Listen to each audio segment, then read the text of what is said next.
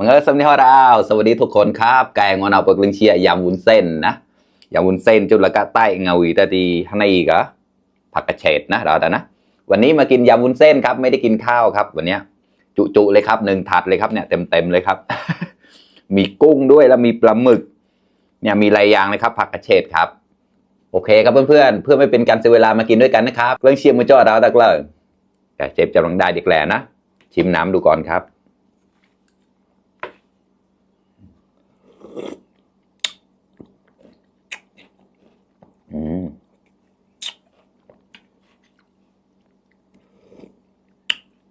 อร่อยมากครับทำเองนะครับ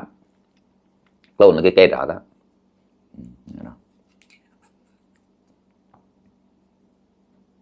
แบบ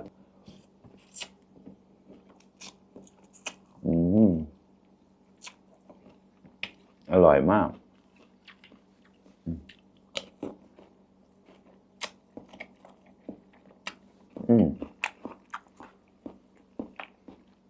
มาก็ได้แล้วกัน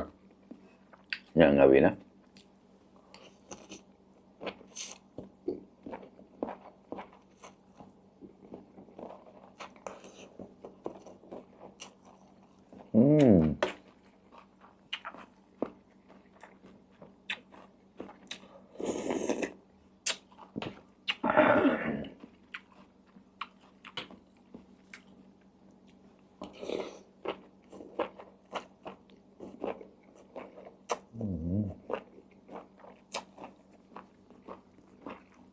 อร่อยเงาวีลอสมาครับกุ้งสดมากเลยครับ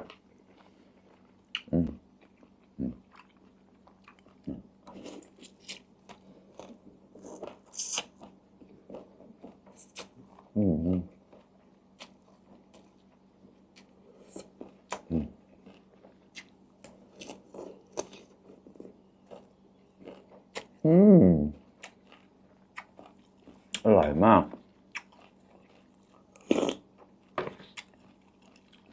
เรากันแล้วอย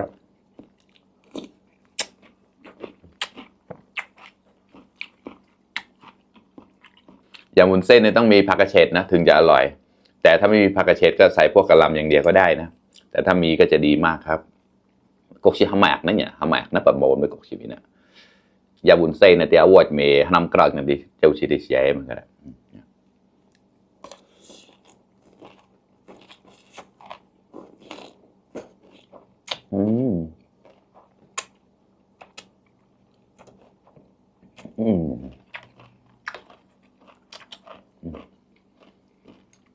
ปลาหมึกครับ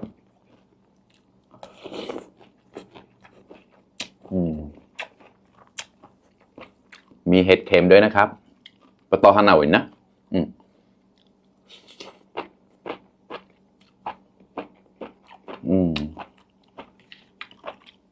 อร่อยมากมันจะกรุบๆปลาหมึกครับกระต่าย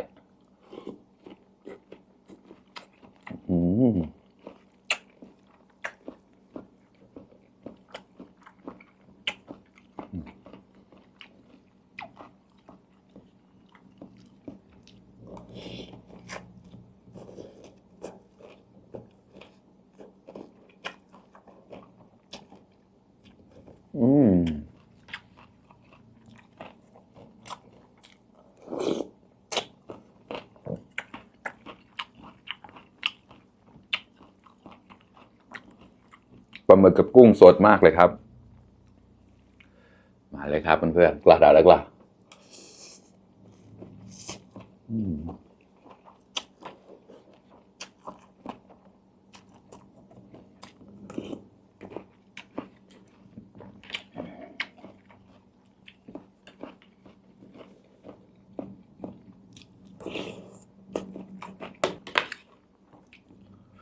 อร่อยมากข้อมากับเรามาครับ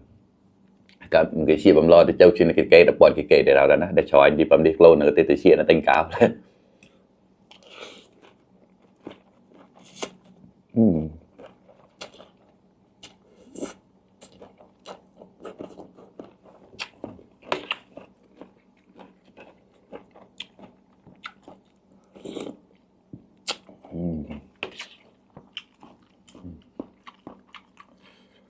rồi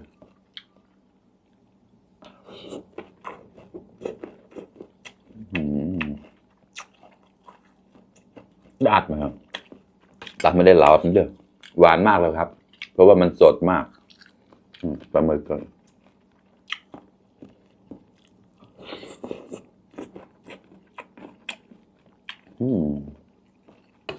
อร่อย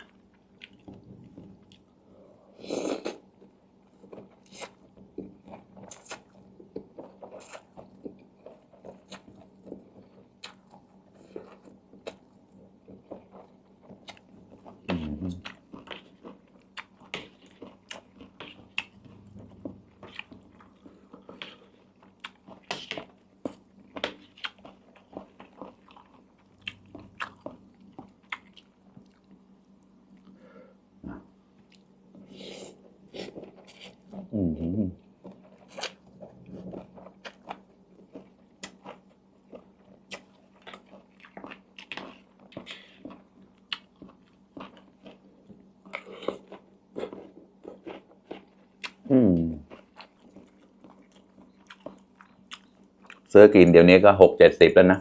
ได้นิดเดียวทำเองนี่ก็ตามใจชอบเลยครับลงชีเกตบัตเจลเลยนะร้านชีก็ยี่เลยเด้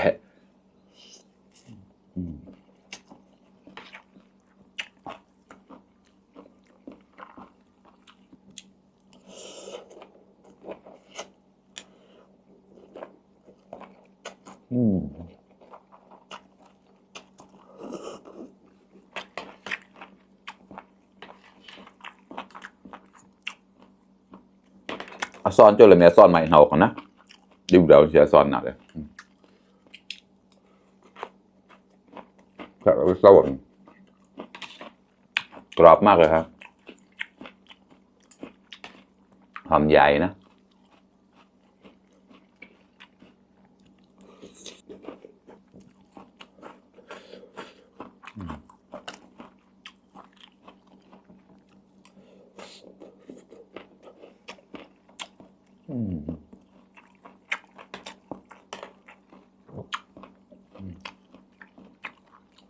ก็แตก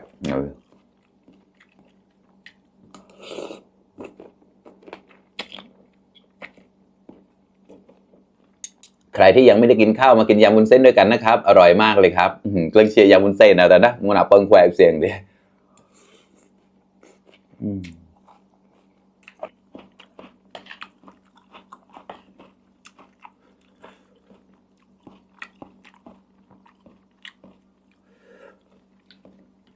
กล้าได้กล้า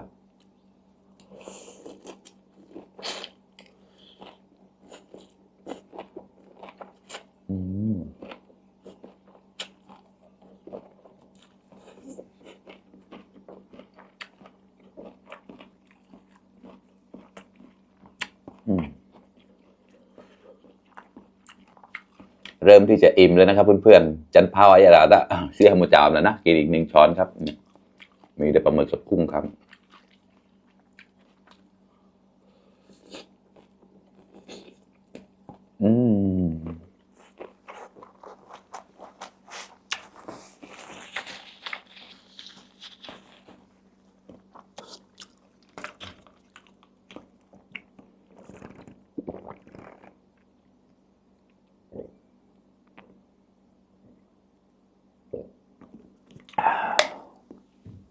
อิ่มมากเลยครับเพื่อนๆเผาเอามากลายเป็นเตี้ยงแค่ไหนแล้วต้ายำวุ้นเส้นเต็มถาดเลยครับเชียร์หมดแท็กกระออดนะใส่มันใหญ่เดี๋ยวนั่นเนี่ยสำหรับใครที่ยังไม่ได้กินข้าวก็มากินที่นี่ได้นะครับเดี๋ยวจะยำให้ใหม่ครับเพิ่งเชียร์เอาเก่าหน้าปล่อยก่อหมวบแล้วนะขอบคุณเพื่อนๆที่เข้ามารับชมทุกคนนะครับฝากเป็นกำลังใจให้ด้วยนะครับไพเดอร์ไลเดอร์แชร์เนี่ยเราต้าเลยเปิดซัมนิฮอตก็ตั้งกูนเราบ๊ายบาย